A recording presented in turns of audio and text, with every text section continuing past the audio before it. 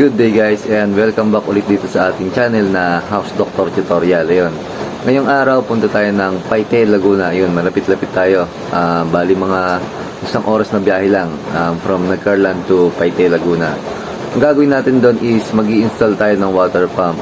Yung water pump na yun actually is parang mga 2 weeks na nilang nabili kasi napagpa-schedule na sila is ngayon lang kasi gawa ng nung pa sila natawag kasi full schedule nga tayo, nasabi ko is ito yung free ito yung araw na may bibigay natin schedule sa kanila kasi nga yung schedule natin is sunod-sunod guys yan. Tapos inantay naman tayo kumbaga talaga sa ating gusto magpakabit or magpa-install ng water pump guys yan. Punta natin sa Paite, Laguna. Ito guys yung ating water pump na kakabit. Ayan, ito nabili nila 1 horsepower na water pump. Then 60 liters na bladder tank. Bali yung supply niya kukuha siya dun sa doon sa storage tank. Nangyayari kasi yung storage tank lang yung susupply dito sa transient house. Ngayon pag may guest sila, may hinahing tubig yan. Nangyayari hindi na under yung water heater kasi by gravity lang ang nangyayari. Mababa din yung pagkaka-elevate ng storage tank. Kahit may tubig, sobrang hina guys yan. Kaya maglalagay sila ng water pump. Yung linya niyan nitong ating water pump, dito siya kukuha ng tubig. Yan, galing niya kay storage tank, yung pipe na yan. Ito, ayun doon siya dumaan. Yan, diyan siya kukuha, dito kukuha ng tubig, maglalagay tayo ng tea dito, papunta dyan kay water pump. The same time, bubuin pa rin natin yan, naka-bypass lang, lagay tayo ng bypass kasi kung halimbawa, mag-brown out or masira yung water pump, yan, diretso pa rin yung tubig, although mahina, pero may tubig pa rin sa loob ng bahay or ng transient house kasi naka-elevate naman yung storage tank natin na yun. Kumbaga, diretso pa rin yung flow ng tubig guys. Ayan. Ayun yung purpose kaya tayo magbabypass dito guys. Ayan, yung linya niya papasok. Ayan, kakat lang natin yan, lagay tayo ng T tsaka swing bulb. Diyan nga pala yung ating water pump. Diba common pagka naglalagay tayo ng water pump na kukuha ng tubig sa storage tank, naglalagay tayo ng float switch. Dito sa case na to hindi tayo maglalagay ng float switch. Pakita ko sa inyo dahil lang kung bakit. So guys, ayan, nilagyan mo namin dito ng linya. Yung sa inlet niyan, yung ating check valve or swing valve guys, tapos yun yung patente. Then, ayan, naglagay din tayo ng gate valve para kung magka-problema, off lang natin yung ating gate valve. Ano ba, nasira yung ating water pump or nagka-leak, marirepair natin na hindi continuous yung flow ng tubig. Tapos ito yung T natin, sinasabi ko sa inyo kanina, ayan, naglagay din tayo ng bypass dito. Yung gate valve din, nakalagay din tayo para kung magka-problema yung swing valve, mapapalitan natin. Tapos yun yung patente, ayan, mabubuksan natin yung ating linya na hindi tayo puputol ng pipe. Yun. So, itong swing valve, kasi yung swing valve, minsan nagkakaroon yan ng problema or hindi naman siya masisira guys. Ayan, syempre, in the future, yung ating mga fittings, magkakaproblema din. Kaya naglagay tayo ng patente para, kumbaga, mabilis nating palitan or ma-replace natin yung mga kailangang palitan kapag nagka-problema. Yun. Kabit lang ito, tapos paanda rin natin para matry natin yung ating water pump. Dito guys, isiyaksak muna namin sa extension yung ating water pump para ma-check namin kung may leak yung ginawa nating linya.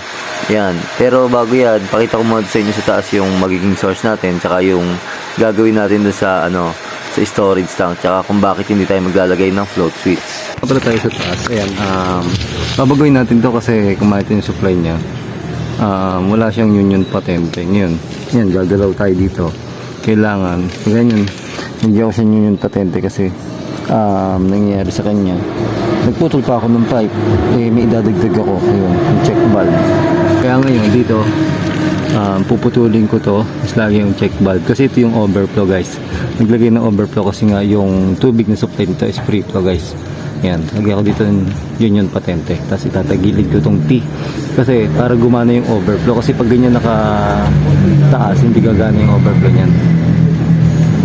Ito ayan, nilagyan natin ng union patente, tapos yung before yung union patente naglagay tayo ng T. Union patente kasi halimbawa nagka-problema yung ating din, float valve. Yan, pwede natin palitan or mapipihit natin yan guys ng hindi tayo nagpuputol lang pipe. Yun, mapapalitan natin. Tsaka itong T. Hindi tayo naglagay ng gate valve kasi ito guys is free flow. Ibig sabihin hindi dapat patayin yung tubig o yung supply ng tubig galing sa ilalim ng lupa kasi pag ginawa nila yon, ang mangyayari dyan, yung tubig na galing sa ilalim ng lupa is hindi na dediretso paakyat. Yun. Kaya hindi tayo naglagay ng float switch kasi nga free flow yung supply ng tubig nila. Yan na, matatapos na tayo guys. Ang kulang na lang is yung electrical kasi maglilinya kami from breaker papunta do sa water pump. Ayun, maglalagay din kami ng extra breaker kasi sa line side tayo ko-connect ng linya. Tapos dito tayo maglalagay ng breaker malapit sa water pump. Yan yung yung storage tank nila. Kita niyo kung gaano kababa. Hindi pa, baga mas mataas pa yung hindi siya kasing taas ng, kumbaga, pag may second floor kayo, hindi siya ganun kataas. Kaya hindi siya talaga masyadong, malakas ng tubig. Kasi nga, kung sabihin natin by gravity lang, hindi siya bababa ng ganung kabilis kasi mababa lang yung pwesto ng ating storage tank. Tapos, puntahan muna natin yung supply niya. Pakita ko sa inyo kung ano yung sinasabi ko sa inyo na free flow. Ito guys yung supply nila ng tubig doon sa storage tank. Ayan, naka-free flow siya. Ibig sabihin, hindi sila pwedeng magpatay ng tubig or ng gripo. Kasi pag pinatay nila yung gripong yan, hindi nakakit yung tubig. Kumbaga naka-free flow nga. Walang makina na nag-aakyat galing dito sa ground ng tubig. Kailangan, pag napatakbo na yung free flow na yun, dire-diretso na. Same yan nung halimbawa, meron kayong hose dito sa timba na to. Tapos, di ba pag sumalin siya, dire-diretso na siya. Well, pag inangat nyo, titigil yung tapo ng tubig doon sa hose. Di ba nasasaksyon yung tubig dito sa drum. Ganun yung nila, yung supply ng tubig doon sa storage tank. Kaya meron akong ginilagay na overflow. Kasi hindi nga nila pwedeng patayin.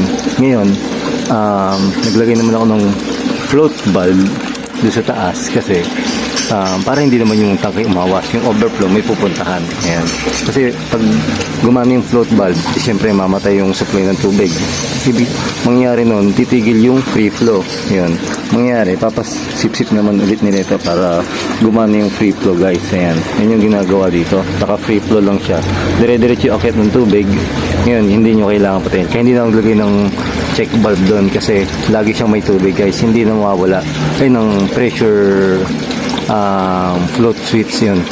Yung float switch din ako naglagay kasi nga hindi na kailangan kasi hindi naman mauubusan tubig yung tangke guys. Kasi ito ayan, lagi na may tubig yan, naka free flow nga. Dito naman sa taas, ayan kung makikita nyo, lagay na tayo ng float valve kasi para hindi umawas yung yung overhead tank natin. Kaya naglagay tayo ng float valve. Ayan, natuloy yung tubig niya. Ngayon, pag umangat na yung float valve niya, doon na siya sa overflow dadaan yung tubig.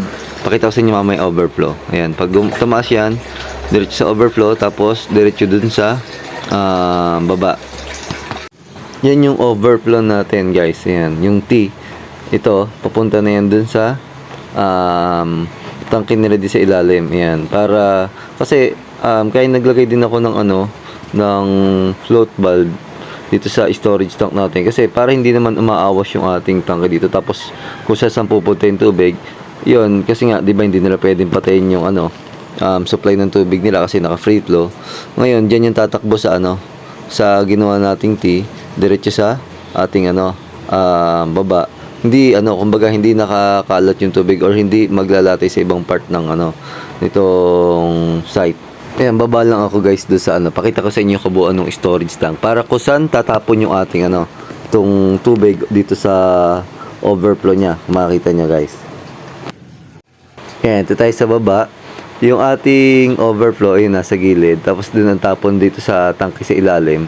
Diyan natatapon yung kanyang overflow o yung sobrang tubig guys.